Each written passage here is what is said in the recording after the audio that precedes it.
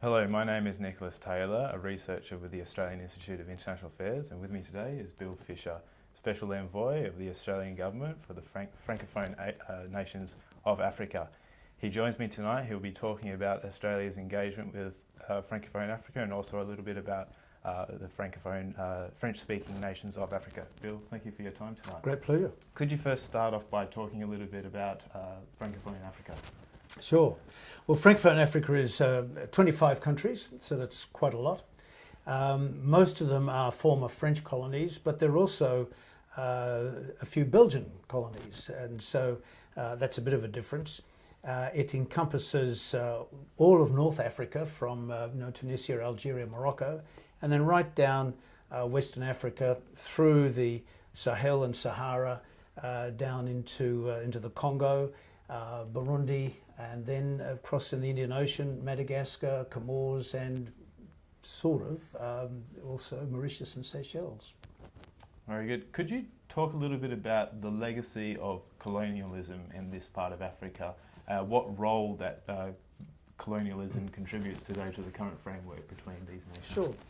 Well, the relationship of these countries with France, and most of them were French colonies, is still very strong. It's not necessarily good, but it's strong. So in the case of, say, Algeria, where there was a war, a very brutal and bloody war, it's still the case that the cultural and political links with France are enormously strong, if stressed, but still strong. And with most of the others, the relationship is still enormously strong. French language in these countries is everywhere. Most of them don't have a single ethnic African language which is theirs only, or one which unifies the country. So French is the unifying language within those countries. And even in the ex-Belgian countries like Congo and Burundi, they use French as the national and official language, even though, of course, people in their own homes speak indigenous languages. Very good. Could you then explain a little bit about the interest that Australia could have by further engagement with Francophone Africa? Sure. Well, the main thing is that this is a very big group of countries. So you've got 20 up to 25, depending on who you count. But 25 countries is a big block. So firstly, and very pragmatically, in the United Nations, this is a group that you've just got to have on side if you want to win a vote. It's the group that often makes the difference for or against a particular resolution.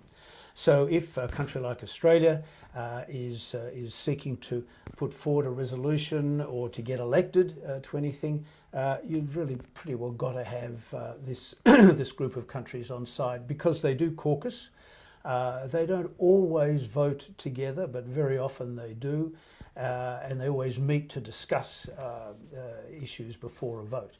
So just within the United Nations, it's a seriously important bloc.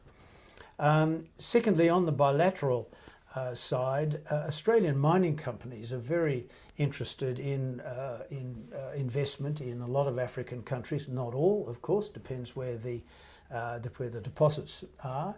But Australia has a lot of expertise in exploration and in mineral matters generally, mining expertise, and that expertise is well known in African countries. Once a year in Perth, at usually the beginning of September, we hold a big mining conference, and it's for African countries specifically, and it has a very good roll-up to that. So you get a lot of probably the greatest amount of Australian individual bilateral relations comes through the mining industry in one way or another. And then in individual countries, there are specific things which are of interest. Djibouti, for example, is the base. Particularly now that Aden is not available, the base at the southern end of the Red Sea, so the Australian warships on duty in the Indian Ocean go there a lot for rest and recreation. A country like Morocco, where we've just opened an embassy, is very promising on the trade front and investment front. So that's already working extremely well. And you know, from time to time, individual issues or interests to crop up here and there right across the continent. Very good. We'll wrap it up there. Thank you very much for joining us today. Pleasure. For more videos like this, subscribe to our YouTube channel, AIIA Vision. Also, check out our online blog at Australian Outlook, www.internationalaffairs.org.au. Thank you.